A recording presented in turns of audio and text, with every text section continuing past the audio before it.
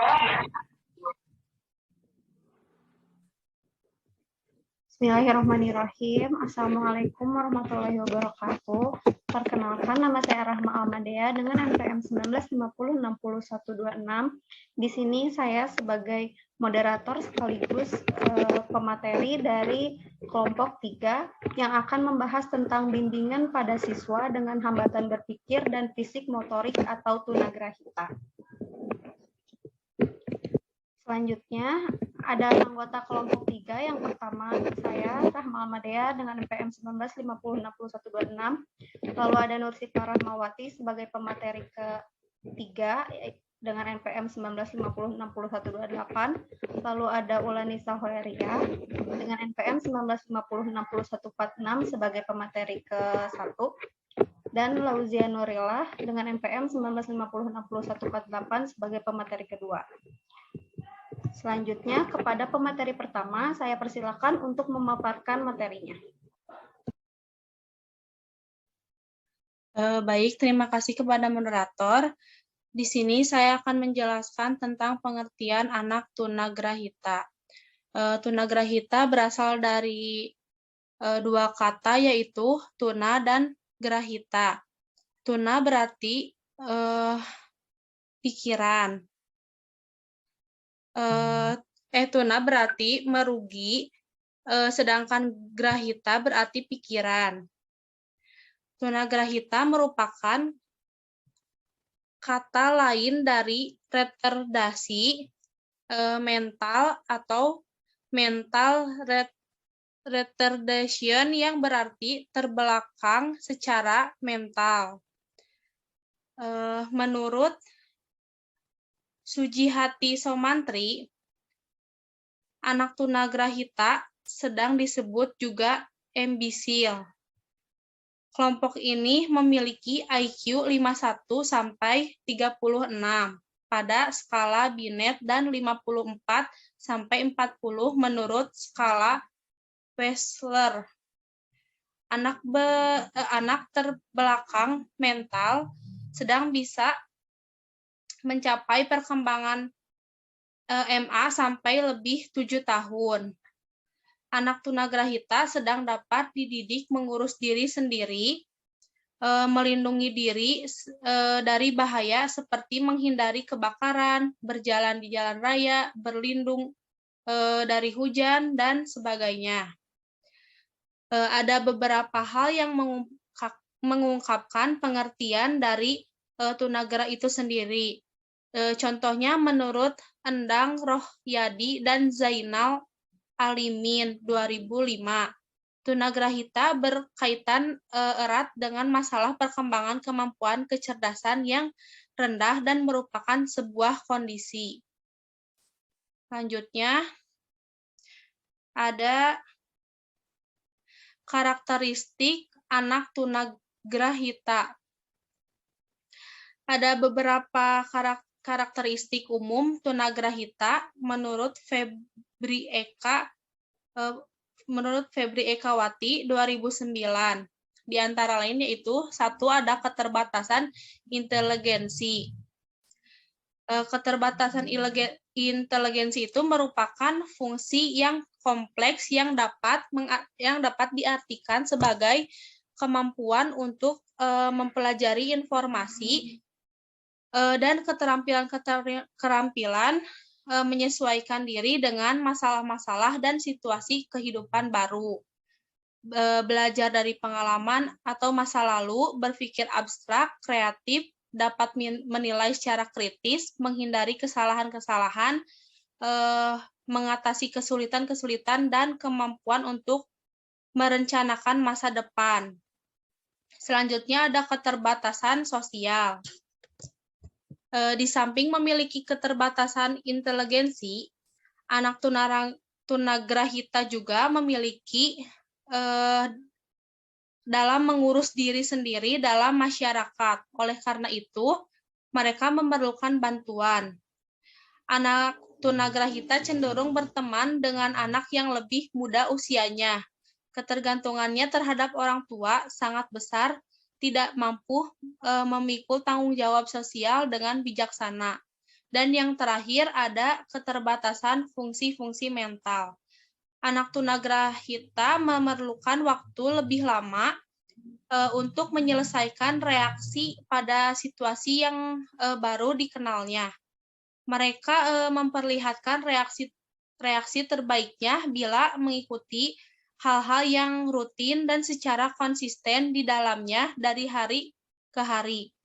Anak tunagrahita tidak bisa menghadapi suatu kegiatan atau tugas dalam rangka waktu yang lama. Anak tunagrahita memiliki keterbatasan dalam penguasaan bahasa. Selain itu, anak tunagrahita juga kurang mampu untuk mempertimbangkan sesuatu. Sekian dari saya kembalikan lagi kepada moderator. Baik, terima kasih kepada pemateri pertama. Selanjutnya kepada pemateri kedua saya persilahkan. Terima kasih kepada moderator. Selanjutnya, klasifikasi anak tunagrahita. Pengklasifikasian anak tunagrahita penting dilakukan untuk mempermudah guru dalam menyusun program dan melaksanakan layanan pendidikan. Klasifikasi anak tunagrahita ini digunakan saat ini di Indonesia adalah yang pertama, tunagrahita ringan, yaitu mampu dididik, tingkat kecerdasan IQ-nya mereka berkisar 50-70, mempunyai kemampuan untuk berkembang dalam bidang pelajaran akademik, penyesuaian sosial, dan mampu bekerja, mampu menyesuaikan lingkungan yang lebih luas, dan dapat mandiri dalam masyarakat, mampu melakukan pekerjaan semi terampil dan pekerjaan sederhana. Yang kedua, tunagrahita sedang atau mampu latih. Tingkat kecerdasan IQ-nya berkisar 30-50, dapat belajar keterampilan sekolah untuk tujuan fungsional, mampu melakukan keterampilan mengurus dirinya sendiri, mampu mengadakan adaptasi sosial di lingkungan terdekat, mampu mengerjakan pekerjaan rutin yang perlu pengawasan. Dan yang ketiga, tunagrahita berat, sangat berat, mampu semangat. Tingkat kecerdasan IQ-nya kurang dari 30, hampir tidak memiliki kemampuan untuk dilatih mengurus diri sendiri. Ada yang masih mampu dilatih mengurus diri sendiri, berkomunikasi secara sederhana, dan dapat menyesuaikan diri dengan lingkungan yang sangat terbatas. Klasifikasi anak tunagrahita berdasarkan fisik menurut Mumpuniarti. Yang pertama ada Down syndrome atau mongolisme. Terjadi akibat kerusakan kromosom. Anak tunagrahita jenis ini disebut demikian karena memiliki raut muka menyerupai orang Mongol dengan mata sipit dan miring, lidah tebal suka menjulur keluar, telinga kecil, kulit kasar, susunan gigi kurang baik. Yang kedua, kretin atau cebol. Ada gangguan hiporoid. Anak ini memperlihatkan ciri-ciri seperti badan gemuk dan pendek, kaki dan tangan pendek dan bengkok, kulit kering, tebal, keriput, rambut kering, lidah dan bibir kelopak mata, telapak tangan dan kaki tebal, pertumbuhan gigi terlambat. Yang ketiga ada hydrocephalus, terjadi karena cairan otak yang berlebihan. Anak ini memiliki ciri-ciri kepala besar, raut muka kecil, pandangan dan pendengaran tidak sempurna. Mata kadang-kadang juga juling. Yang keempat ada mikrosepal. Anak ini memiliki ukuran kepala yang kecil, dan yang terakhir ada makrosepal. Anak ini memiliki ukuran kepala yang besar. Selanjutnya, penyebab terjadinya tunagrahita.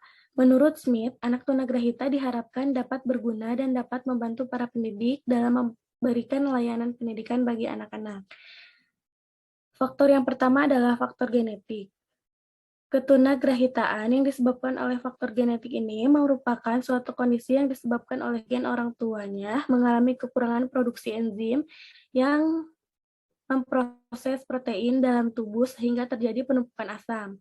Penumpukan ini menyebabkan kerusakan otak. Selain itu mengakibatkan tumbuhnya penyakit Tay Sachs, yaitu adanya gen yang terpendam yang diwariskan oleh orang tua yang membawa gen ini. Yang kedua, faktor prakelahiran. Penyebab pada prakelahiran terjadi karena pembuahan. Hal ini yang paling berbahaya adalah adanya penyakit rubella pada janin. Selain itu, adanya infeksi penyakit sifilis. Dalam hal ini dapat menyebabkan kerusakan otak adalah racun dari alkohol dan obat-obatan ilegal yang digunakan oleh wanita hamil. Racun tersebut dapat mengganggu perkembangan janin sehingga menimbulkan sebuah masalah yang akan terjadi pada anak-anak dan keturunannya tersebut. Yang ketiga, faktor penyebab pada saat kelahiran. Penyebab ketunagrahitaan pada saat kelahiran adalah prematur.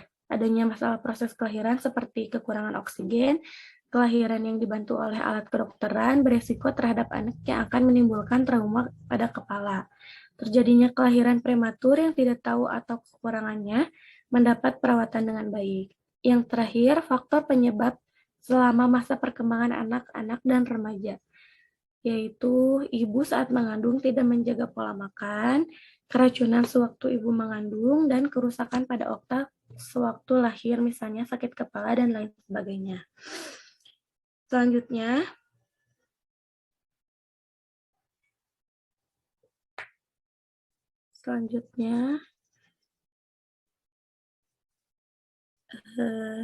model-model layanan pendidikan bagi anak tunagrahita.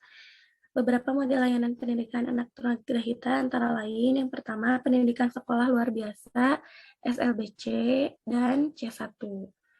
SLB bagian C adalah sekolah luar biasa untuk tunagrahita, yaitu individu yang memiliki intelijensi yang signifikan di bawah rata-rata, disertai dengan ketidakmampuan adaptasi perilaku yang muncul dalam masa perkembangan.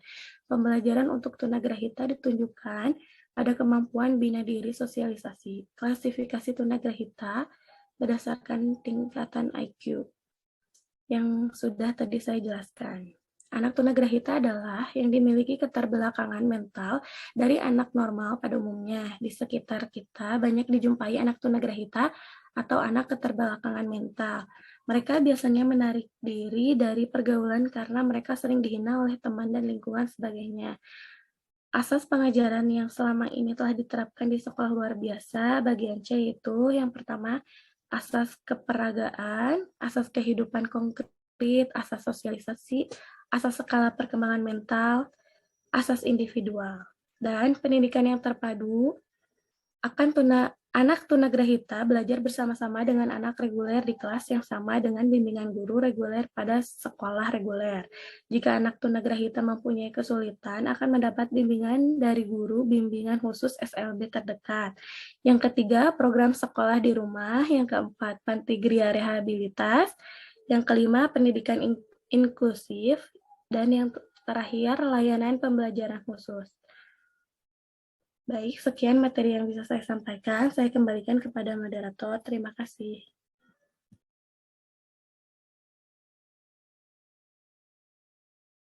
Terima kasih kepada pemateri kedua. Selanjutnya kepada pemateri ketiga, saya persilakan. Baik, terima kasih kepada moderator yang telah mempersilahkan saya. Di sini saya akan menjelaskan mengenai tujuan pendidikan anak tunggarita. Tujuan pendidikan anak tunggarita dikemukakan oleh Suhairi HN sebagai berikut. Yang pertama yaitu tujuan pendidikan anak tunggarita ringan. 1. Mengurus dan membina diri. 2. Dapat bergaul di masyarakat. 3. Dapat mengerjakan sesuatu untuk bekal hidupnya. Sedangkan tujuan pendidikan anak tunggarita yang sedang memiliki tujuan yang pertama, agar dapat mengurus dan membina diri. Yang kedua, agar dapat bergaul dengan anggota keluarga dan tetangga. Yang ketiga, agar dapat mengerjakan sesuatu secara rutin dan sederhana. Sedangkan tujuan yang ketiga yaitu tujuan pendidikan anak tunggarita berat dan sangat berat. Yang pertama, agar dapat mengurus diri secara sederhana. Yang kedua, agar dapat melakukan kesibukan sederhana, agar dapat melakukan kesibukan yang bermanfaat. Dan yang ketiga, agar dapat bergembira. Yang selanjutnya, mengenai lingkungan belajar yang baik bagi anak tunggarita. Menciptakan lingkungan belajar yang sesuai dengan minat, bakat, dan kemampuan anak didik Alangkah tentunya memberikan benda-benda yang diperlukan bagi aktivitas tersebut, yakni dapat digunakan oleh anak untuk kepentingan belajar. Sebagai langkah pertama yaitu mengubah kelas menjadi rumah-rumahan untuk anak-anak yang sebenarnya dan melengkapi dengan benda-benda yang sesuai dengan kondisi fisik dan kekuatan penghuninya yang akan ditempatkan di situ. Arti lingkungan bagi pendidikan anak gangguan intelektual atau tunarita itu sudah lama dikenal. Kita sendiri pun selalu menciptakan bagi diri kita lingkungan yang cocok dengan kita dan yang dapat memberi manfaat bagi pengembangan diri kita. Lingkungan ini secara konsisten membentuk kita agar menyesuaikan diri dengannya dan mengubah diri kita. Sebaliknya, lingkungan anak tunarita agak berbeda sebab ia diciptakan sesuai dengan kebutuhan anak. Ia tidak boleh mempengaruhi anak, tetapi harus benar-benar harmonis dengan kebutuhan si anak. Nah, lingkungan kita memperlihatkan banyak kejadian yang sampai saat ini tidak bisa kita perhatikan. Misalnya kerjaan anak tunarita yang mempunyai irama yang banyak berbeda dengan irama pekerjaan yang dimiliki anak atau orang-orang dewasa yang normal. Anak tunarita perlu memenuhi kebutuhan-kebutuhan internal, kebutuhan-kebutuhan internet pertumbuhannya, dan seringkali itu bukan merupakan tujuan dari luar, melainkan sesuatu kepentingan internal yang menentukan pekerjaannya dan harus dipenuhi melalui latihan-latihan yang lama. Misalnya, seorang anak tunarita akan membersihkan sebuah meja. Dia tetap akan melakukan itu berulang kali setelah perbuatan tersebut dia kerjakan. Mereka mengekspresikan aktivitas seperti ini tanpa rangsangan hadiah-hadiah dari luar. Bahkan sebenarnya kita bisa dikatakan bahwa kejadian seperti itu dapat membuat penghargaan dan hukuman menjadi tak berguna. Dengan terciptanya lingkungan yang sesuai dengan kebutuhan anak tunarita, maka mereka akan berkembang dan tumbuh terus-menerus. Cukup sekian yang dapat saya sampaikan. Saya kembalikan kepada moderator. Terima kasih kepada pemateri ketiga. Selanjutnya, penanganan anak tunagrahita yang akan dijelaskan oleh saya. Dalam memberikan penanganan pada anak tunagrahita, seorang pembimbing harus memiliki sikap sebagaimana yang dipersyaratkan dalam pendidikan humanistik, yaitu penerimaan secara hangat, antusias yang tinggi, ketulusan, dan kesungguhan, serta menaruh empati yang tinggi terhadap kondisi anak tunagrahita.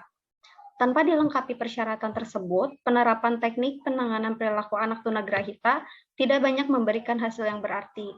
Penanganan perilaku bagi anak yang mampu latih dalam penerapannya harus selalu di bawah pengawasan orang lain. Misalnya, program perawatan diri sendiri.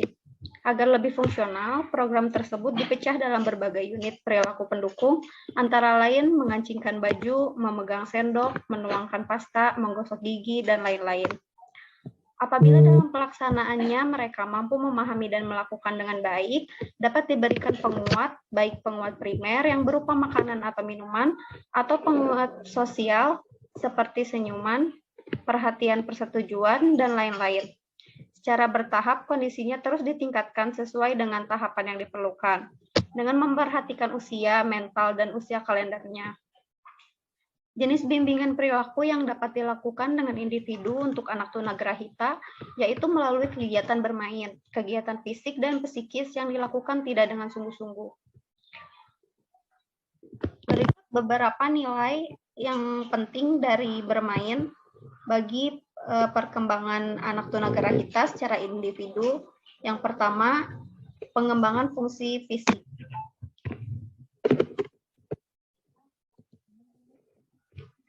Fungsi fisik, misalnya pernapasan, pertukaran zat, peredaran darah, dan pencernaan makanan dapat dibantu dilancarkan melalui kegiatan bermain, baik bantuan pada suatu aspek fungsi fisik ataupun lebih. Yang kedua, pengembangan sensomotorik. Artinya, melalui bermain melatih menginderaan atau sensoris seperti ketajaman penglihatan, pendengaran, perabaan, atau penciuman, di samping melatih otot dan kemampuan gerak seperti tangan, kaki, jari-jari, leher, dan gerak tubuh lainnya. Oleh karena itu, bertambahnya koordinasi aspek sensoris dan aspek motoris dalam bermain semakin baik perkembangan anak tunagrahita. Pengembangan yang ketiga, pengembangan daya hayal. Maksudnya, melalui bermain, anak tunagrahita diberikan kesempatan untuk mampu menghayati makna kebebasan sebagai sarana yang diperlukan untuk pengembangan daya hayal dan kreasinya. Yang keempat, pembinaan pribadi.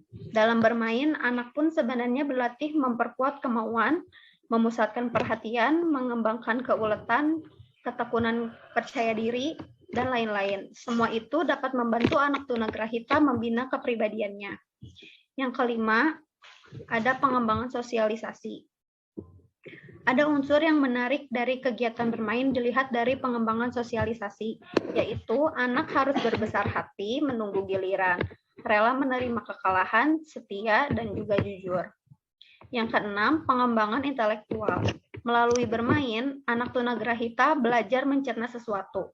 Contohnya, peraturan dan skor yang diperoleh dalam permainan. Teknisnya, misal dalam setiap langkah yang dilakukan dalam permainan, ada kesempatan bagi anak tunagrahita untuk mengaktualisasi kemampuannya melalui ucapan atas apa yang dilihat dan didengar tentang permainan yang dilakukan. Secara tidak langsung, cara ini sebenarnya merupakan bagian dari pengembangan intelektual anak tunagrahita. Beberapa bimbingan permainan secara kelompok yang menekankan pada pengembangan dan kecerdasan dan motorik halus yang cenderung bersifat individual antara lain. Yang pertama adalah latihan menuangkan air. Menuang air memang bukan suatu pekerjaan yang mudah bagi anak tunagrahita, apalagi kalau diharuskan tidak boleh terjadi tetesan air di sekitarnya. Pertama-tama, anak diberi latihan menuangkan air dengan jumlah sedikit, melalui contoh yang diberikan semakin teratur dan tanpa tetesan dalam menuangkan air, maka semakin baik kemampuannya. Lalu yang kedua adalah bermain pasir. Selain dengan air, latihan menuang dapat pula dilakukan dengan pasir kering. Botol dan panci sebagai tempat menuang air dan pasir yang telah dituang ke botol dan panci tersebut dapat dituangkan kembali ke ember. Bermain pasir ini dapat pula menggunakan pasir basah. Dengan menggunakan pasir basah, anak tunagrahita diajak berhayal untuk mencetak benda-benda yang diinginkan seperti kue, mencetak bangunan gedung, gunung, dan lain sebagainya. Lalu bermain tanah liat. Pertama kali anak tunagrahita bermain tanah liat, barangkali kegiatan yang dilakukan hanya mengepal-ngepal saja. Namun, apabila mereka diberikan bimbingan dan latihan, kegiatan tersebut dapat diarahkan membentuk benda-benda di sekitarnya, seperti boneka, asbak, atau yang lainnya. Setelah hasil pekerjaan anak tersebut selesai dan dikeringkan, dapat dicat dengan berbagai warna, agar menarik perhatiannya dan timbul motivasi untuk berbuat lagi yang lebih baik. Selanjutnya, ada kegiatan meronce manik-manik. Pertama kali yang perlu diajarkan dalam kegiatan meronce yaitu meronce manik-manik yang besar. Kemudian dilanjutkan dengan yang kecil dengan menggunakan benang atau kawat halus. Setelah anak tertarik dengan kegiatan tersebut, dilanjutkan dengan pemilihan dan kombinasi warna manik-manik yang dironce. Selanjutnya, latihan melipat. Untuk anak normal, latihan melipat itu bukanlah hal yang sulit. Namun, bagi anak tunagrahita, melipat perlu diajarkan tersendiri sebab merupakan latihan yang tidak mudah. Latihan ini diawali dengan 2 lipatan, 4 lipatan, dan seterusnya dengan berbagai kombinasi batas kemampuan anak. Selanjutnya, mengelem dan menempel. Pertama-tama yang perlu diajarkan dalam latihan mengelem dan menempel ini, yaitu dengan menggunakan telunjuk jari untuk mengelem dan mengulasnya agar tidak terjadi kecerobohan. Untuk dapat lebih melekat, taruhlah secari kertas atau kain di atasnya dan tekan. Apabila anak mampu mengerjakan dengan baik dan rapih, maka berilah pujian sebagai tanda jerih payahnya. Selanjutnya, menggunting dan memotong. Latihan menggunting ini menggunakan koran bekas dapat diawali dengan menggunting bentuk sembarangan. Kemudian menggunting dengan cara yang lurus dan dilanjutkan dengan menggunting dengan garis-garis melengkung, yang akhirnya menggunting gambar-gambar dalam majalah atau koran. Lalu latihan menyobek. Untuk latihan ini, anak harus menggunakan kedua tangannya, dimulai dengan menyobek jadi bagian-bagian besar hingga bagian yang sekecil-kecilnya. Selanjutnya, jarum dan benang. Latihan jarum dan benang ini tidak hanya ditunjukkan bagi anak tunagrahita perempuan saja, tetapi perlu juga diberikan kepada anak laki-laki. Untuk kepentingan tersebut dibutuhkan semacam alat bordil yang mula-mula harus ditusuk-tusukkan. Selanjutnya, anak dapat dilatih menggunakan kain strimin yang kasar atau kain wol yang tebal dan sederhana. Model-model permainan yang disajikan ini sebenarnya merupakan contoh kecil yang dapat dilakukan anak tunagrahita sebagai bagian dari terapi perilaku. Model permainan lain yang dapat dilakukan untuk mengembangkan kemampuan anak tunagrahita yaitu bermain yang mengandung unsur olahraga. Sekian penjelasan dari saya.